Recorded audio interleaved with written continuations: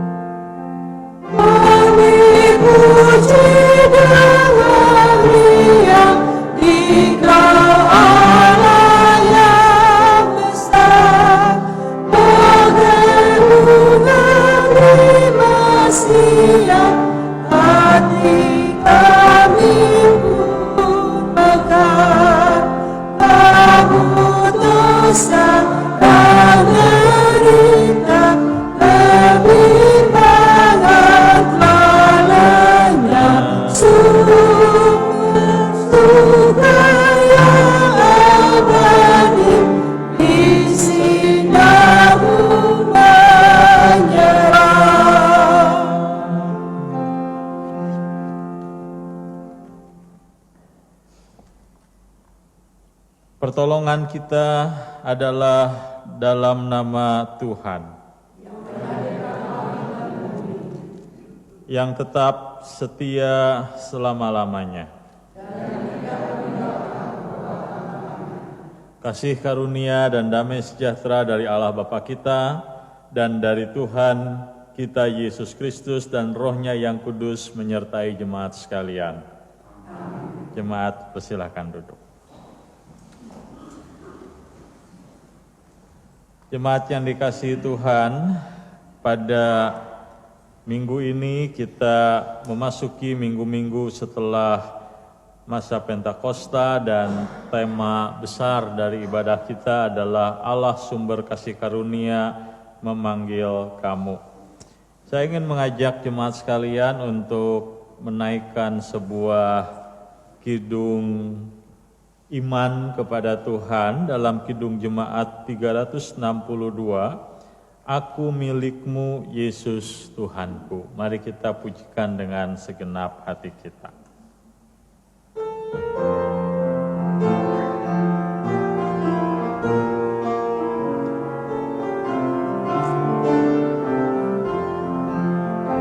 Aku milikmu Yesus Tuhanku, ku dengar suaramu,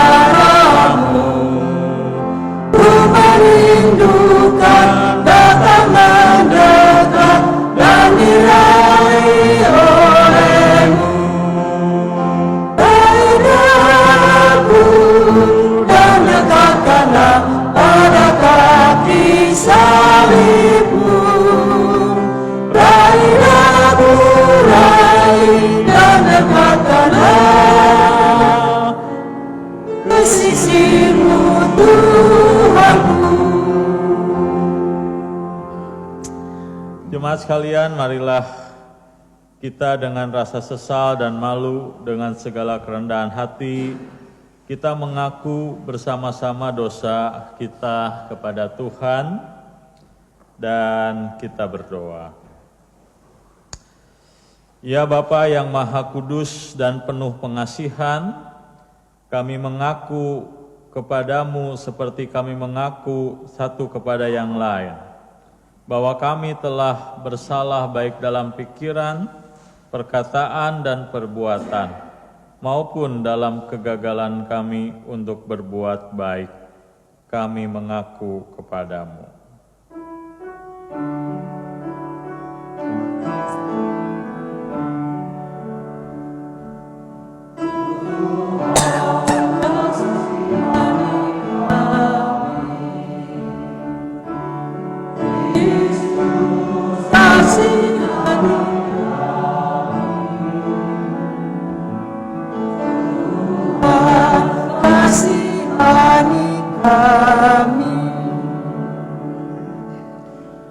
segala kekurangan kami sebagai orang percaya yang telah Engkau kuduskan di dunia ini, kelemahan iman dan ketidaksetiaan, ketertutupan, dan ketidakjelasan dalam kesaksian, pelanggaran dan kelalaian kami mengaku kepadamu.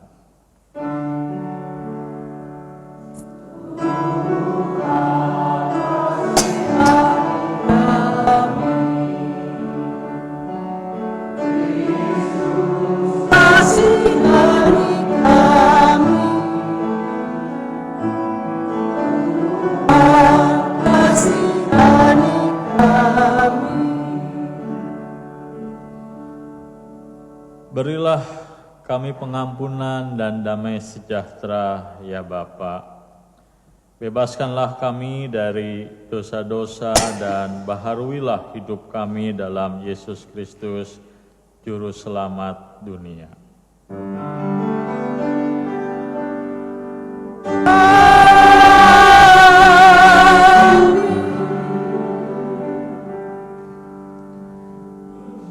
Saudara-saudara, jika kita mengaku dosa kita, maka Ia adalah setia dan adil, sehingga Ia akan mengampuni segala salah dan dosa kita dan menyucikan kita dari segala kejahatan.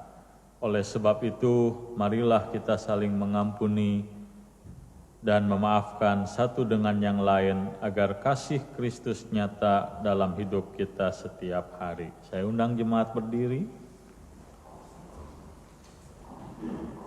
Inilah petunjuk hidup baru bagi setiap orang yang sungguh-sungguh mau hidup di dalam Tuhan.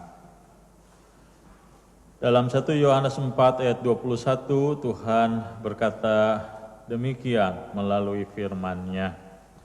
Dan perintah ini kita terima dari Dia. Barang siapa mengasihi Allah, ia juga harus mengasihi saudaranya. Jemaat dipersilakan duduk. Jemaat sekalian, mari kita akan mempersiapkan hati kita untuk mendengarkan pembacaan firman Tuhan dan juga merenungkannya. Sebelumnya mari kita menaikkan sebuah doa melalui lagu dalam Kidung Jemaat 344. Kita mau mengingat akan nama Yesus, baik dikala kita susah ataupun dikala kita senang. Mari kita pujikan pujian ini sebagai bentuk doa sekaligus ucapan syukur kita kepada Tuhan.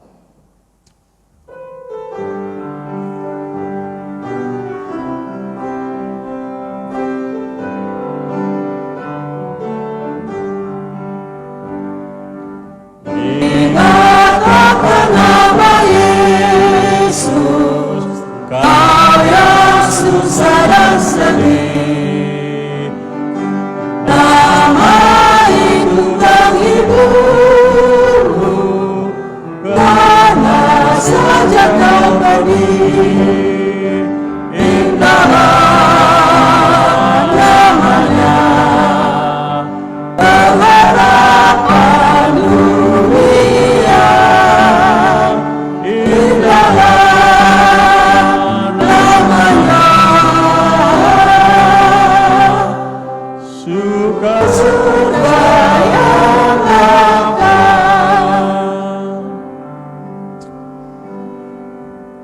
Sebentar kita akan mendengarkan pembacaan kitab suci. Sebelumnya saya mengajak kita untuk boleh berdoa memohon pimpinan Allah Roh Kudus.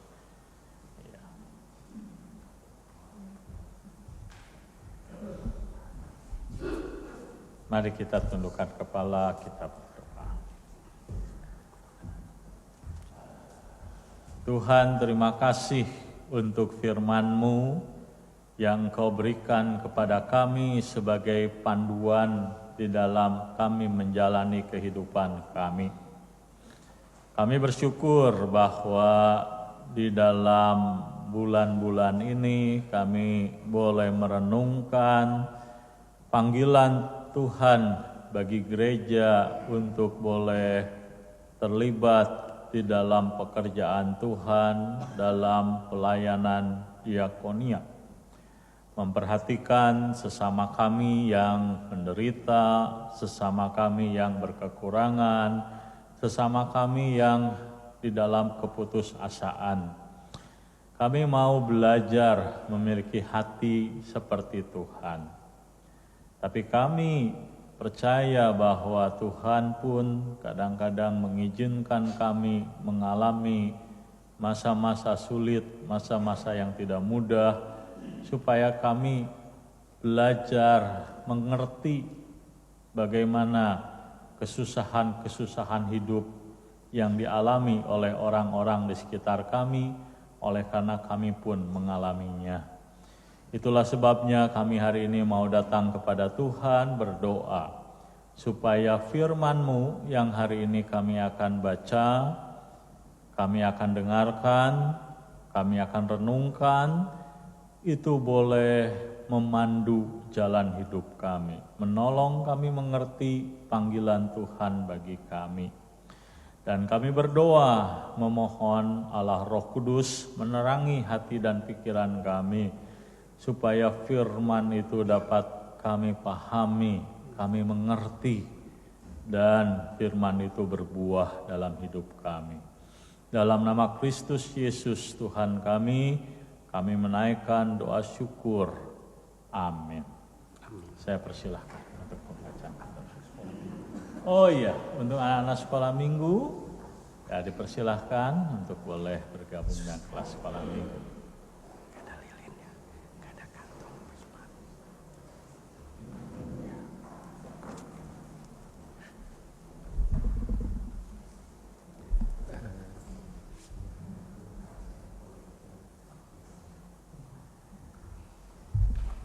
Een goede dienst.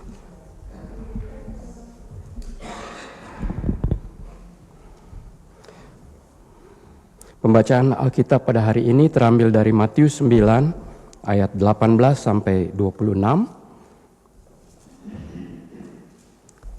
Demikian firman Tuhan. Matius 9 ayat 18 sampai dengan 26. Sementara Yesus berbicara demikian kepada mereka, datanglah seorang kepala rumah ibadat, lalu menyembah dia dan berkata, "Anakku perempuan baru saja meninggal, tapi datanglah dan letakkanlah tanganmu atasnya, maka ia akan hidup." Lalu Yesus pun bangunlah dan mengikuti orang itu bersama-sama dengan murid-muridnya. Pada waktu itu, seorang perempuan yang sudah 12 tahun lamanya menderita pendarahan, maju mendekati Yesus dari belakang dan menjamah jumbai jubahnya. Karena katanya dalam hatinya, "Asal ku jamah saja jubahnya, aku akan sembuh." Tetapi Yesus berpaling dan memandang dia serta berkata, "Teguhkanlah hatimu, hai anakku, imanmu telah menyelamatkan engkau." Maka sejak saat itu, sembuhlah perempuan itu. Ketika Yesus tiba di rumah kepala rumah ibadat itu dan melihat peniup-peniup seruling dan orang banyak ribut, berkatalah ia, "Pergilah, karena anak ini tidak mati, tetapi tidur." Tetapi mereka menertawakan dia. Setelah orang banyak itu diusir, Yesus masuk dan memegang tangan anak itu, lalu bangkitlah anak itu. Maka tersiarlah kabar tentang itu ke seluruh daerah itu. Demikian firman Tuhan.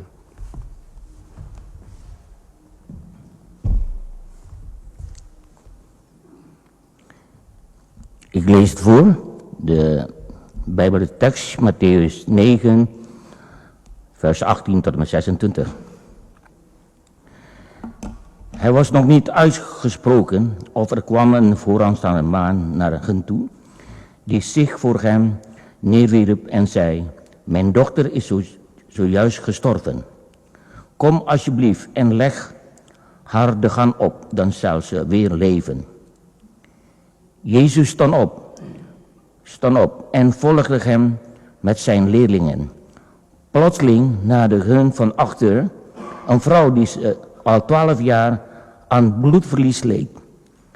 Ze raakte de zoem van zijn mantel aan.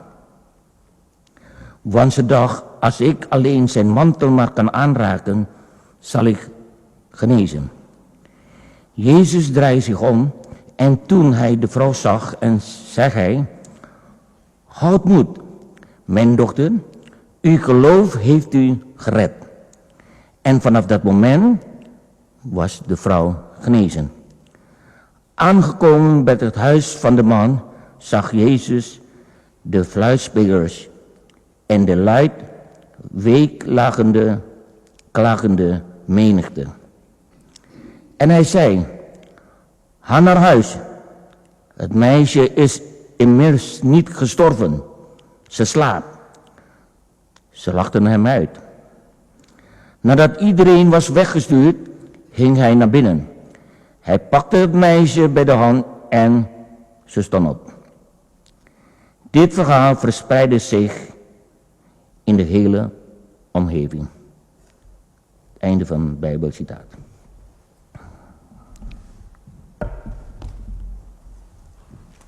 Demikianlah firman Tuhan, terpujilah Kristus. Maranatha. Haleluya, haleluya.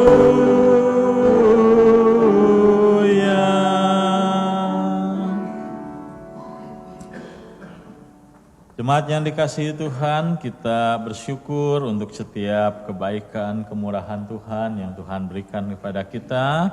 Saat ini kita boleh bersama-sama belajar dari firman Tuhan, dan topik firman Tuhan, tema firman Tuhan, tema khotbah yang ingin saya sampaikan hari ini adalah bicara soal kekuatan dari iman. Bapak, Ibu, dan jemaat sekalian, pernahkah kita dalam kondisi yang hopeless atau tidak punya harapan, sudah sangat putus asa?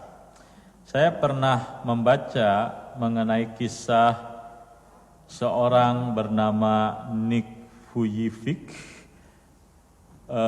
Dia adalah seorang motivator yang terkenal dari Australia. Kalau Ibu Bapak lihat di YouTube, Bapak Ibu pasti akan mungkin tidak familiar dengan namanya, tapi lihat posturnya pasti akan tahu. Ini adalah seorang anak muda, ganteng tapi memiliki cacat fisik, tangan dan kakinya tidak ada.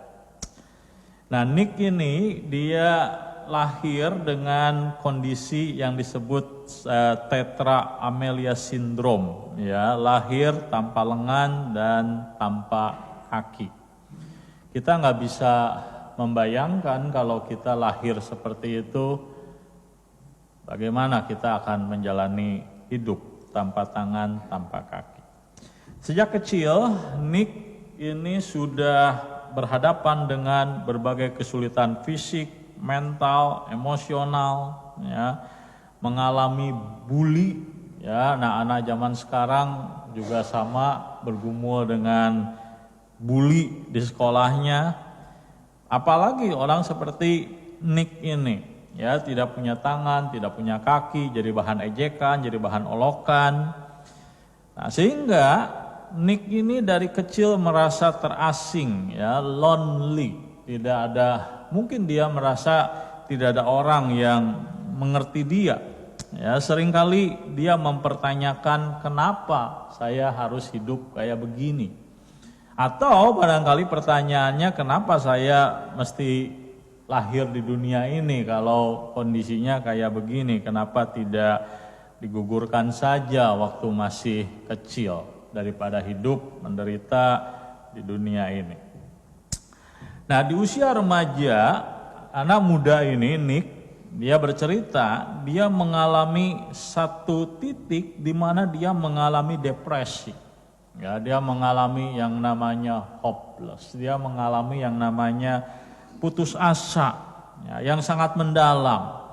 Dia merasa hidupnya itu tidak punya arti, ya, tidak punya arti, tidak ada makna, sehingga dia tidak punya sebuah harapan untuk hidup. Ngapain untuk hidup? Kondisi seperti ini bukan sesuatu yang bisa kita abaikan. Dalam pelayanan jemaat selama 20 tahun, saya pernah ada satu case salah satu jemaat kami bunuh diri. Tidak mudah. Saya diperhadapkan dengan sebuah realita bahwa keputusasaan bisa sangat merongrong jiwa manusia sampai orang rela meminum pil tidur yang banyak supaya dia ingin lepas dari penderitaan. Nah, di usia 10 tahun Nick mencoba untuk bunuh diri karena tidak tahan dengan penderitaannya. Dia tidak merasa ada masa depan untuk hidup normal seperti orang lain. Untuk melakukan hal-hal yang sederhana kayak kita berjalan, makan, minum, nulis, sesuatu yang umum yang jarang kita ucapkan syukur kadang-kadang. Tapi untuk orang kayak Nick, hal-hal yang sepele seperti itu dia tidak bisa lakukan. Dia seringkali harus bergantung kepada orang lain untuk menolong dia, khususnya orang tuanya. Dalam Alkitab kita membaca ada seorang perempuan yang juga memiliki kondisi yang hopeless, ya. Yang mungkin saya rasa dia juga mengalami yang namanya keputusasaan. Perempuan ini dikatakan Alkitab mengalami 12 tahun pendarahan. 12 tahun pendarahan. Kita berpikir kalau pendarahan no problem. Kita bisa mengalami pendarahan, kita terluka dan seterusnya, nggak apa-apa. Kaum wanita juga mengalami menstruasi, pendarahan, it's okay, normal, itu part of our life. Problemnya apa kalau orang sakit 12 tahun pendarahan? Problemnya adalah orang sakit pendarahan di dunia modern dengan di dunia kuno beda sekali. Karena di abad pertama Masehi, apalagi kalau dia hidup dalam kultur Yahudi, yang disebut sebagai pendarahan itu dipandang sebagai sumber daripada kenajisan. Maka dalam hukum perjanjian lama, kalau ada seorang wanita, dia menstruasi, dia tidak boleh bersetubuh, tidak boleh dia bersentuhan dengan keluarganya selama masa menstruasi itu sampai dia memasuki yang disebut masa pentahiran.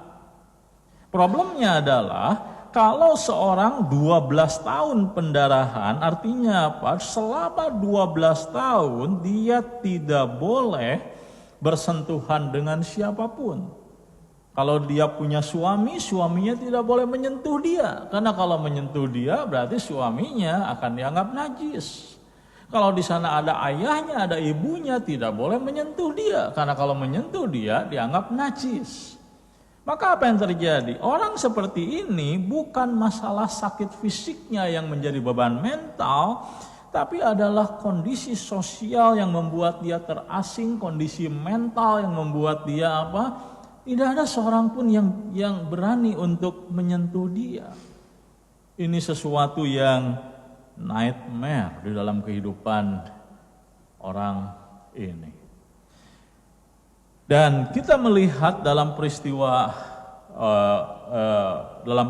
dalam Matius pasal yang ke-9 ini, kita bisa melihat selama 12 tahun Alkitab berkata dia mengalami sakit seperti itu. Bahkan kalau kita membaca dalam teks yang lain, dalam Injil Lukas, di sana dicatat wanita ini telah berusaha melakukan segala upaya untuk menyembuhkan sakitnya sampai dia nggak punya apa-apa lagi.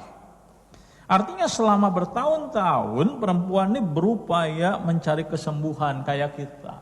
Kalau kita sakit kita berupaya pengen sembuh. Kalau anak sakit kita ingin sembuh juga. Rela bayar harga apapun kita lakukan.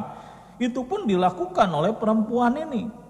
Dia telah menghabiskan banyak uang, banyak waktu, pergi ke dokter, pergi ke tabib, namun sakitnya tidak kunjung hilang. Dia tetap seperti itu. Pengobatan yang dicari, ya pasti cari dokter, tabib yang hebat. Ya, kalau kita di zaman sekarang, kalau nyari dokter, udah ketemu, cari pendeta. Ya, Kalau pendeta nggak ketemu, cari dukun. Gitu. Nah, tapi barangkali itu juga yang dilakukan oleh perempuan ini ya. Dia sudah berupaya segala sesuatu dilakukan tapi tidak mendapatkan jawaban. Inilah gambaran daripada ketidakberdayaan perempuan tersebut. Menghadapi satu situasi yang tidak bisa dia selesaikan. Ya, dengan upaya apapun dia sudah berusaha, harapannya makin tipis dan perempuan ini tiba di satu titik, saya pikir di satu titik dia sangat depresi. Dia sangat putus asa. Dia sudah hopeless oleh karena tidak punya jalan keluar apalagi yang harus dia lakukan. Apakah Bapak Ibu pernah mengalami situasi yang seperti itu? Atau Bapak Ibu mungkin pernah bertemu dengan orang dari keluarga tertentu, keluarga kita yang dalam kondisi seperti itu. Baru kemarin saya bertemu dengan satu jemaat, berkunjung, berbicara, dia bercerita keponakannya di Indonesia mengalami kanker sudah sangat berat, diobati, di kemo, badannya menderita, sampai dia berkata uang sudah habis, hasilnya minimal, dia udah gak mau lagi hidup. Udah capek, sakit kayak begini. Itulah perasaan yang sama yang saya kira dirasakan oleh perempuan yang sakit pendarahan tadi. Apakah yang harus dilakukan saat kita dalam kondisi tanpa harapan? Apa yang harus kita beritakan kepada orang-orang yang mengalami penderitaan sangat berat seperti perempuan tadi?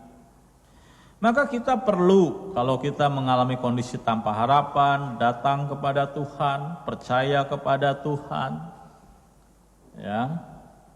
Dan kita perlu juga memberitakan kepada orang-orang yang juga hidupnya hopeless, ya, tidak punya harapan. Kita tidak menawarkan sesuatu yang lain kecuali ajak dia untuk datang mencari Tuhan. Namun pertanyaannya, apakah mudah bagi seseorang yang dalam kondisi depresi, yang dalam kondisi tertekan, hopeless, datang kepada Tuhan? Jawabannya adalah tidak mudah. Saya belajar dari Alkitab misalnya Musa. Musa adalah orang yang Tuhan izinkan juga mengalami pergumulan hebat dalam hidupnya. Bayangkan, dia adalah seorang putra mahkota Mesir. Ya, dia punya ambisi yang sangat besar menjadi the great leader of God's people. Wah, luar biasa. Menjadi pemimpin besar dari bangsanya yang akan melepaskan bangsa Israel. Tetapi yang Tuhan lakukan sebelum Tuhan pakai Musa adalah Tuhan cetak dia dari the great leader, dari the prince of Egypt, dari seorang putra mahkota Mesir yang hebat menjadi gembala domba, gitu ya, menjadi rajanya kambing sama embe. Dulu di Mesir dia pegang, dia pakai mahkota, sekarang dia cuma pakai daun barangkali, daun pisang kalau di Indonesia barangkali. Dia nggak punya apa-apa. Tuhan turunkan dia dari level yang tinggi menjadi level yang rendah. Gampangkah menerima kenyataan bahwa kita adalah orang yang dari hebat menjadi nobody? Nggak mudah. Nggak mudah. Nggak mudah. Saya pernah mengalami itu. Ya, saya di Indonesia jadi pendeta, dilayani, jadi orang yang dihormati, datang ke sini kerja di rumah makan, disuruh-suruh orang. Gampang nggak menerima realita itu? Sama sekali nggak mudah. Saya baru mengerti bahwa ternyata belajar merendahkan diri, merendahkan hati itu nggak mudah. Dan itu yang dialami oleh Musa, sehingga bagi saya dalam pergulatan hidupnya nggak mudah sama sekali bagi Musa ketika Tuhan panggil dia, pergi bawa bangsaku, umatku Israel keluar dari Mesir, aku berjanji akan sertai kamu. ini ada tongkat yang akan menunjukkan kuasa mujizat Tuhan. Tapi bagi Musa tidak mudah mempercayai janji Tuhan itu. Itu pergulatan, itu pergumulan. Walaupun ia tahu bahwa Tuhan itu adalah Allah yang berkuasa. Lalu bagaimana caranya orang itu bisa percaya kepada Tuhan sebenarnya? Bagaimana cara Tuhan itu membuat kita itu bisa belajar trust kepada Dia? Dan itulah yang saya kira diajarkan dalam Matius pasal yang ke-9, yang sesuatu yang sangat indah. Bahwa kadang-kadang Tuhan bekerja untuk membentuk iman kita menjadi orang yang tidak bergantung kepada diri sendiri tapi kepada Tuhan adalah bagaimana? Kadang-kadang Tuhan bekerja dengan jalan apa? Membuat kita menyadari kita itu tidak bisa buat apa-apa. Waktu Tuhan mengizinkan kita berada di titik terendah dan kita merasa nothing, itu sebenarnya cara yang Tuhan buat dalam hidup kita untuk bergantung kepada Tuhan. Ya. Untuk dapat percaya kepada Tuhan, kita harus mengakui bahwa kita tidak bisa mengandalkan kekuatan diri kita sendiri. Itu syaratnya. Maka Tuhan Yesus bilang apa? Hanya orang sakit yang butuh tabib. Kalau orang sudah tahu saya sakit, baru saya butuh tabib. Kalau saya merasa nggak sakit, nggak butuh tabib. Untuk orang mencari juru selamat harus tahu saya itu orang berdosa, tidak berdaya dalam dosa, maka saya mencari juru selamat. Untuk orang bisa belajar trust kepada Tuhan, maka Tuhan kadang-kadang mengizinkan kita di satu titik, saya itu nggak bisa melakukan apapun juga untuk hidup saya. Ketika manusia merasa dirinya mampu, dia nggak butuh Tuhan. Dan disitulah bagi saya letak terbesar daripada dosa manusia. Dosa manusia kita seringkali anggap hanya yang bersifat kejahatan kardinal, membunuh, korupsi, ya, merusak orang lain, kehidupan orang lain. Tapi dosa dalam Alkitab, akar daripada dosa itu apa? Kesombongan kita tidak mau bergantung kepada Tuhan, tapi bergantung kepada diri sendiri. Dan perempuan yang sakit pendarahan akhirnya menyadari keterbatasannya selama bertahun-tahun, mencoba mencari solusi sendiri untuk masalah hidupnya, dan dia Tuhan izinkan gagal. Dan itulah cara satu-satunya yang Tuhan lakukan dalam hidup dia untuk percaya kepada Tuhan. Dia sampai satu titik ketika semua usaha gagal, dia akhirnya tiba kepada satu kesimpulan, saya harus semata-mata mengandalkan Tuhan. Dan itulah sebabnya ketika perempuan itu mendengar Yesus datang ke kota di mana dia tinggal, dia sudah mendengar tentang Yesus yang mampu menyembuhkan segala macam penyakit. Dia mungkin juga telah mendengar bahwa dia adalah Mesias. Dan di dalam kondisi yang tidak berdaya, dia akhirnya hanya mau menggantungkan hidupnya untuk mencari Tuhan. Maka di dalam keterbatasannya, ketidakmampuannya, Alkitab mencatat dia mencari Yesus. Dia punya iman yang sederhana sekali, asal kujamah jubahnya. Asal saya bisa pegang jubahnya, saya pasti sembuh. Percaya kepada Tuhan. Dia percaya kepada Tuhan dan dia melepaskan apa yang selama ini dia upayakan. Ya, maka dia percayakan. Selama ini dia bergantung kepada uang, dia bergantung kepada kekuatan. Sekarang untuk percaya kepada Tuhan dia lepaskan semuanya. Karena dia tahu dia sudah nggak bisa melakukan apa-apa lagi. Dan saya kira itulah juga yang Tuhan lakukan dalam kehidupan Musa. Tuhan bentuk Musa menjadi orang yang tidak mampu berbuat apa-apa, supaya dia tahu bahwa dia harus mengandalkan Tuhan. Itu juga yang terjadi dengan sosok Nik yang tadi saya ceritakan. Tuhan izinkan itu sampai dia bertemu dengan Tuhan, dan akhirnya Tuhan pakai dia baru menjadi seorang yang menjadi berkat bagi banyak orang. dalam hidup kita seringkali menemukan diri kita dalam situasi yang tanpa harapan. Kita juga sering bertemu dengan orang-orang di sekitar kita yang hopeless, tanpa harapan. Mungkin orang tua, mungkin keluarga kita.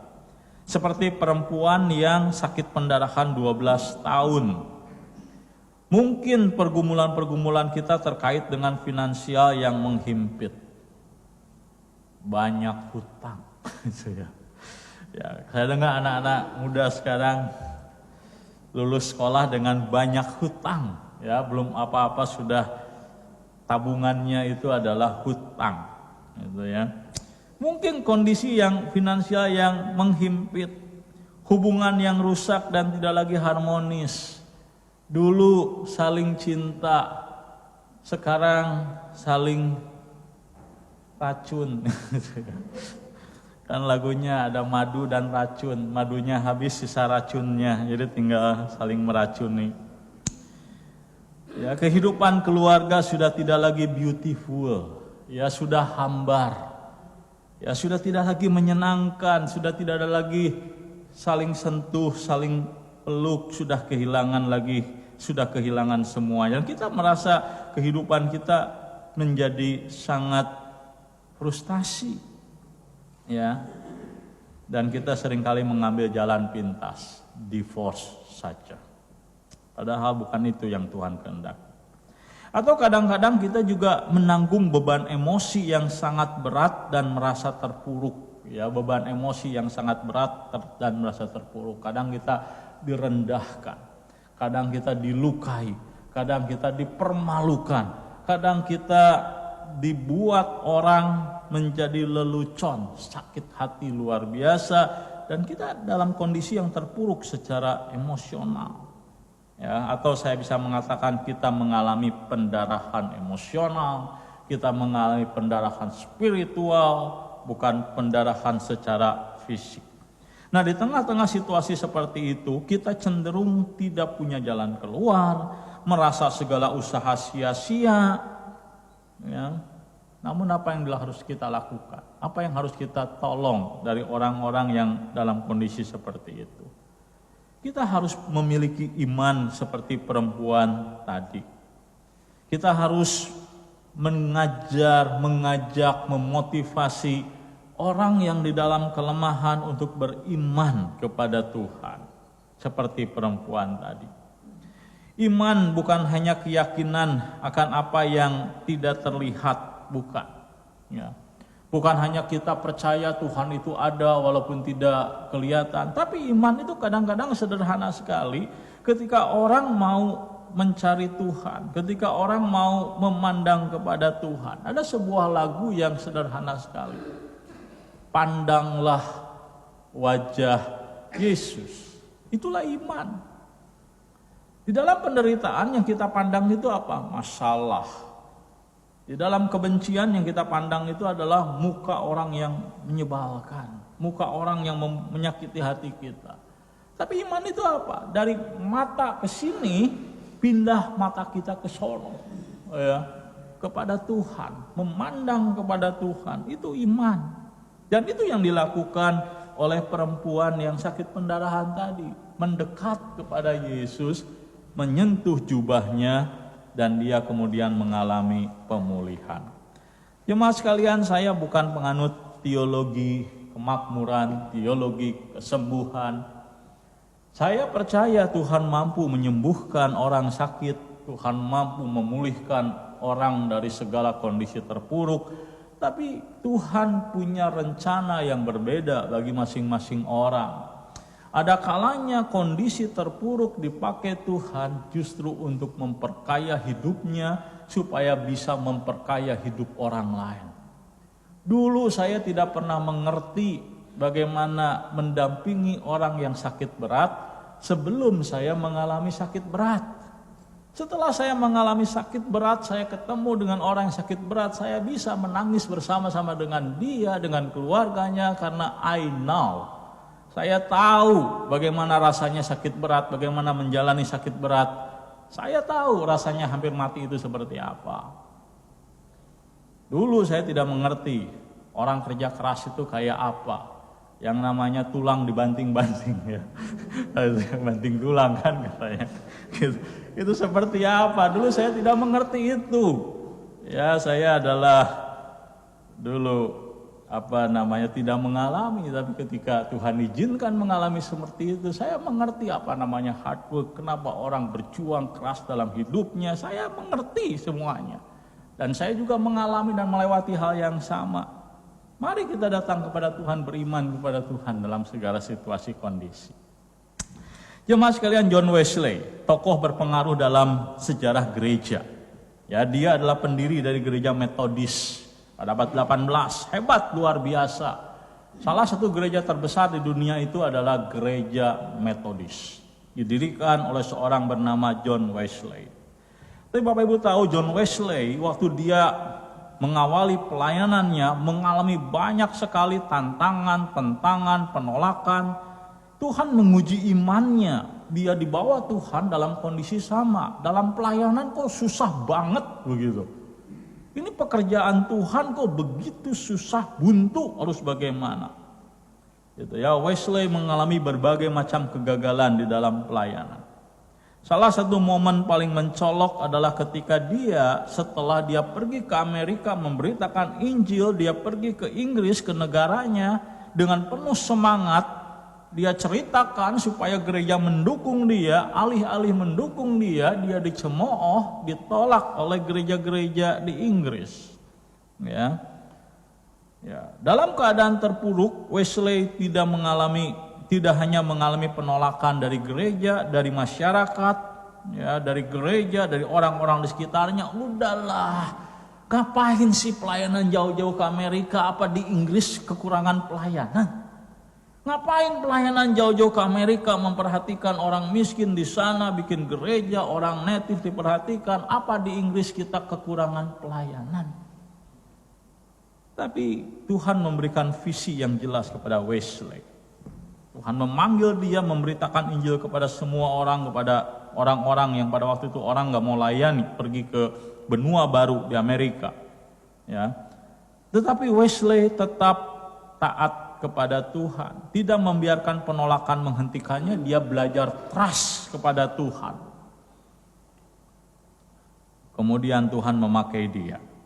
Dia berkeliling dari satu kota ke kota, mengadakan kebaktian, mengajar tentang kasih karunia Tuhan, membuat sekolah, membuat rumah sakit. Dia berangkat dengan tidak punya uang, tapi dia menghasilkan pelayanan yang luar biasa. Itu terjadi ketika apa? Ketika Wesley, dia mengangkat tangannya kepada Tuhan. Angkat tangan artinya dia bukan putus asa, tapi dia berserah kepada Tuhan. Dan ketika dia mengangkat tangan, Tuhan kemudian turun tangan. Bekerja dalam hidup Wesley sehingga dia dipakai Tuhan menjadi gereja yang luar biasa. Dan saya berdoa supaya gereja Perki dipakai Tuhan seperti itu.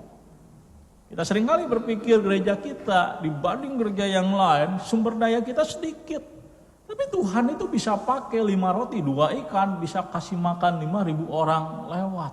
Berlipat ganda kemampuannya ketika gereja belajar mengangkat tangan berserah kepada Tuhan. Dan Tuhan turun tangan bekerja melalui gereja tersebut. Itulah sebabnya saya ingin mengajak kita bersama-sama bertanya kepada diri kita sendiri. Apakah kita punya iman untuk percaya kepada kuasa Tuhan? Dalam perjalanan hidup kita ada banyak tantangan, ketidakpastian. Penting sekali kita mengevaluasi selama ini kita itu mengandalkan Tuhan atau mengandalkan diri sendiri dalam hidup ini. Di Belanda semua serba ada, dan katanya yang paling sulit di Belanda ini adalah percaya kepada Tuhan. Karena kita lebih percaya kepada asuransi gitu, dibanding kepada Tuhan. Gitu, karena semua ada asuransinya. Tapi kita, asuransi hanya bisa menjawab kehidupan kita di dunia ini, jemaat sekalian. Tidak ada asuransi untuk kehidupan setelah kematian. Ya, kita butuh asuransi setelah kematian. Dan hanya Yesus yang bisa memberikan betul-betul jaminan itu. Maka apa yang harus kita lakukan? Mari kita berdoa kepada Tuhan, minta Tuhan memberikan iman kepada kita. iman seperti perempuan yang sakit pendarahan tersebut untuk mengandalkan Tuhan. Dalam doa mari kita buka hati kita, mohon Tuhan menguatkan kita supaya kita itu Tuhan izinkan.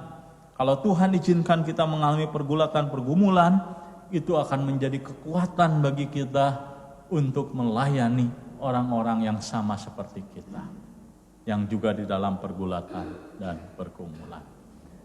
Saya berdoa supaya kita semua boleh dipakai oleh Tuhan.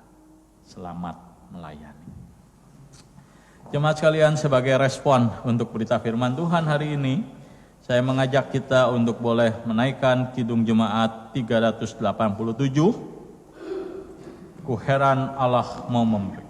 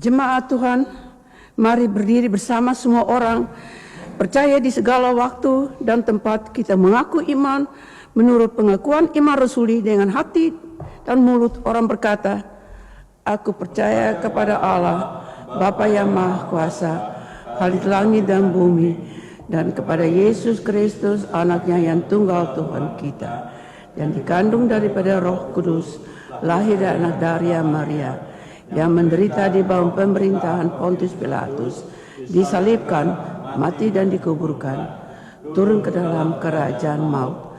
Pada hari yang ketiga, bangkit pula dari antara orang mati, naik ke surga, duduk di sebelah kanan Allah, Bapa yang Maha Kuasa, dan akan datang dari sana untuk menghakimi orang yang hidup dan yang mati.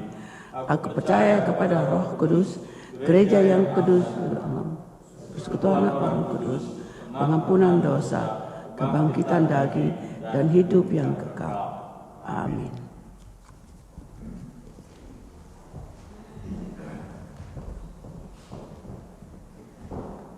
Jemaat yang dikasihi Tuhan, hari ini kita akan menaikkan doa syafaat. Mari kita akan berdoa.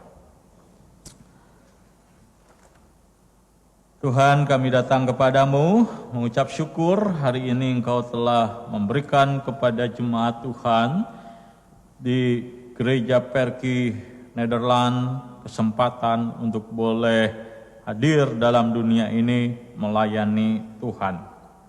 Dan dalam doa syafaat ini kami mau berdoa untuk jemaat yang sakit dan di dalam proses kesembuhan.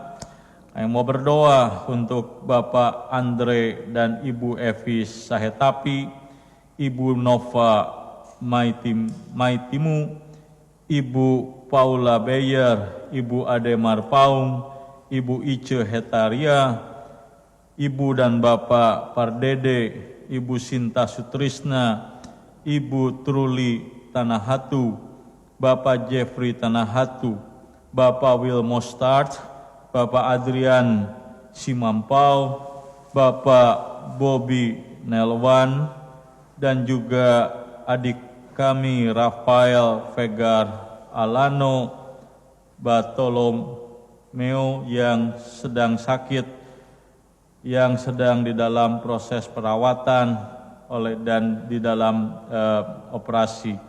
Dan kami juga berdoa untuk ibu dari Bapak Rensi, Ibu Sarah, supaya Tuhan boleh menolong oleh karena mengalami sakit, ada cairan di paru-parunya.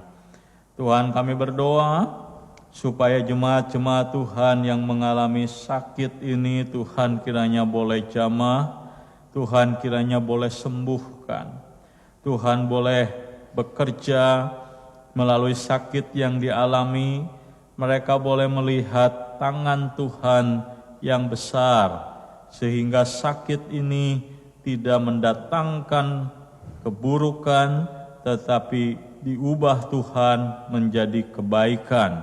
Kami berdoa memohon supaya Tuhan memakai setiap dokter dan proses pengobatan yang dilakukan.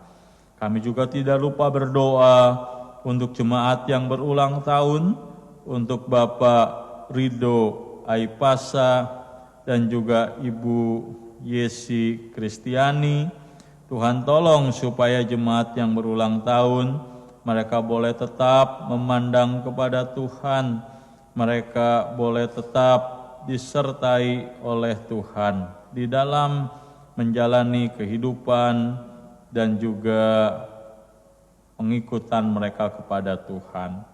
Dan juga untuk jemaat yang ulang tahun pernikahan, Bapak Rido dan Ibu Yesi Aipasa, Tuhan kiranya Engkau boleh menolong supaya masa-masa pernikahan yang Tuhan telah berikan kepada mereka menjadi pembelajaran, menjadi iman bagi mereka di dalam menjalani pergumulan masa sekarang dan juga menjalani kehidupan di masa yang akan datang.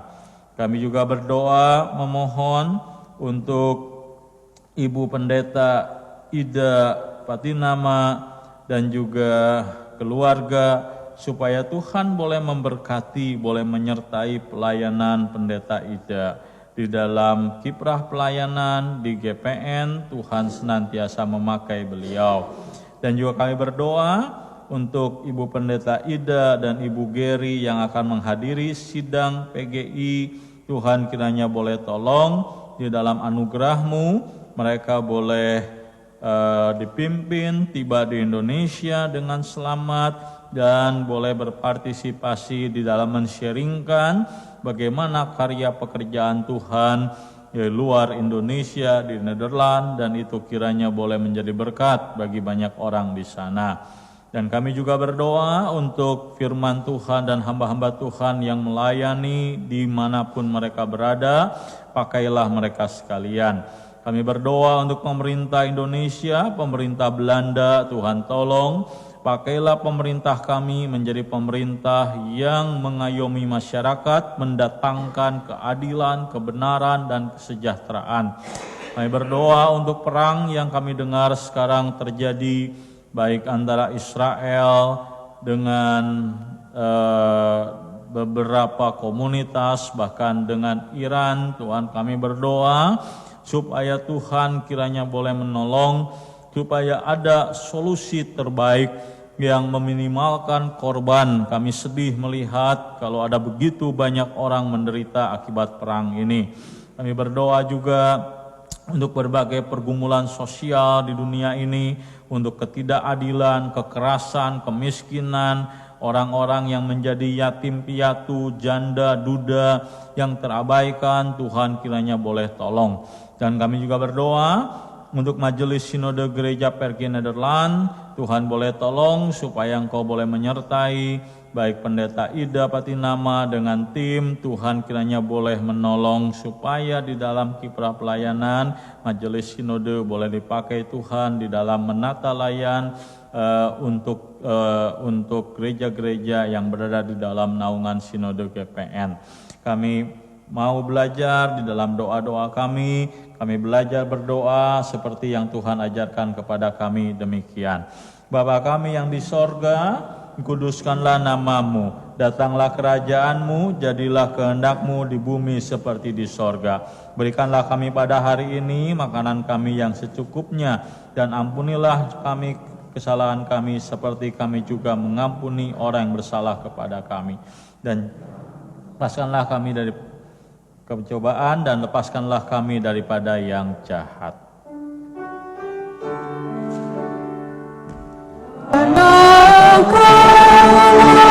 Yang punya kerajaan dan kuasa dan kemuliaan sampai selama-lamanya. Amin.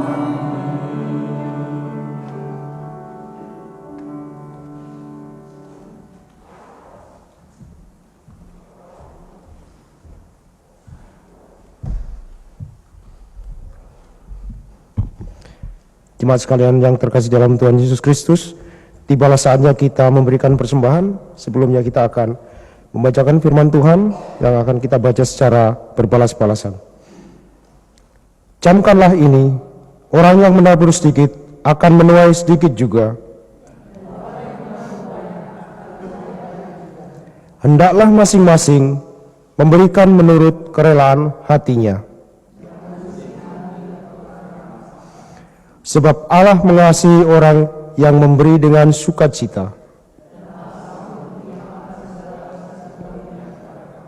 Supaya kamu senantiasa berkecukupan di dalam segala sesuatu.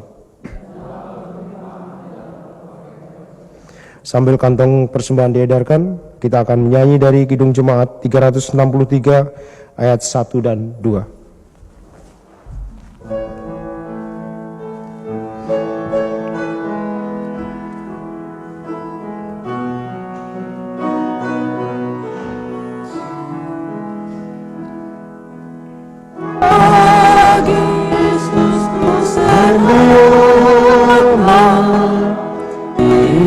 Hidupku seluruhnya, hati dan perbuatanku, umatku miliknya. Bagi Yesus semuanya, umatku miliknya. Bagi Yesus semuanya,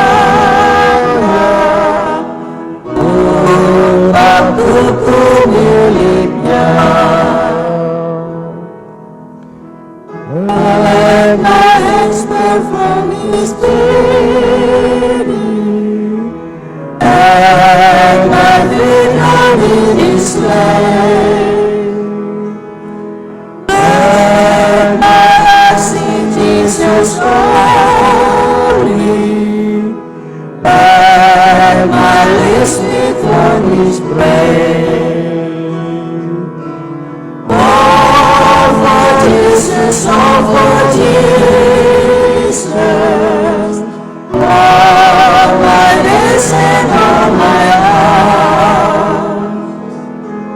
All for Jesus, all for Jesus, all my days and all my heart. Jemaat yang terkasih dalam Tuhan Yesus Kristus, marilah kita doakan persembahan yang telah kita berikan pada hari ini secara bersama-sama. Sekarang ya Allah kami bersyukur kepadamu dan memuji namamu yang agung itu. Sebab siapakah kami sehingga kami mampu memberikan persembahan sukarela seperti ini.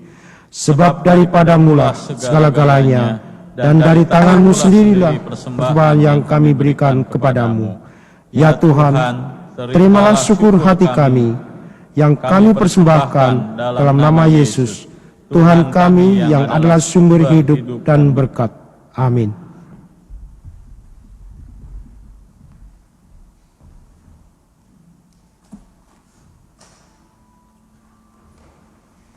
Saya mengundang jemaat berdiri. Mari kita akan mengakhiri ibadah kita dengan Kidung Jemaat 450, Hidup Kita Yang Benar.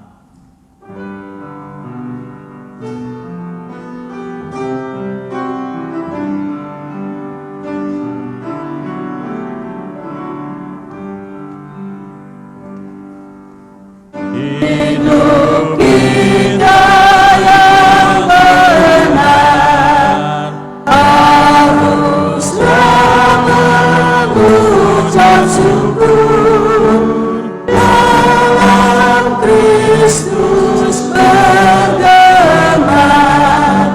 Janganlah terkabur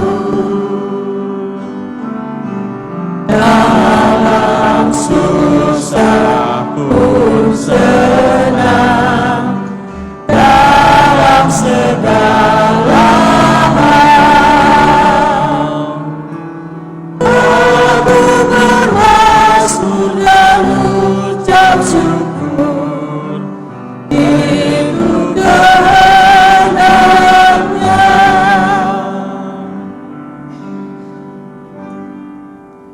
Saudara-saudara kekasih Tuhan, arahkanlah hatimu kepada Tuhan.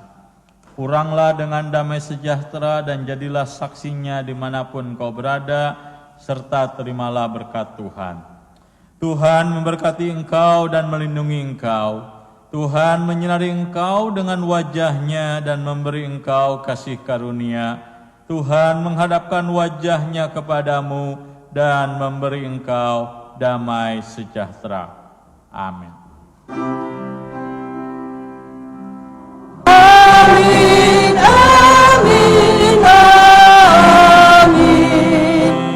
Kami sungguh yakin dan padamu bersyukur dalam nama putra-Mu.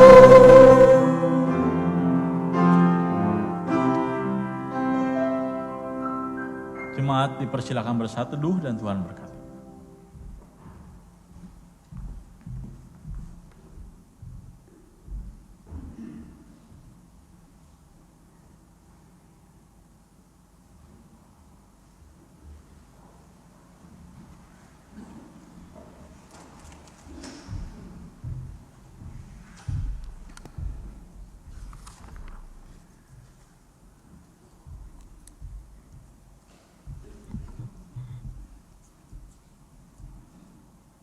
Jemaat sekalian, terima kasih untuk ibadah hari ini.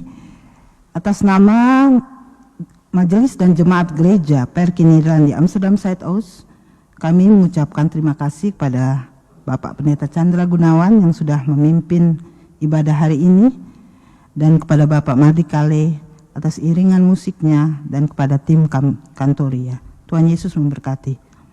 Kebaktian Minggu tanggal 13 Oktober 2024 dimulai pada jam 9.30 di Gereja Nieuwstad di gereja ini, dan akan dipimpin oleh Bapak Pendeta Henry Sanjaya.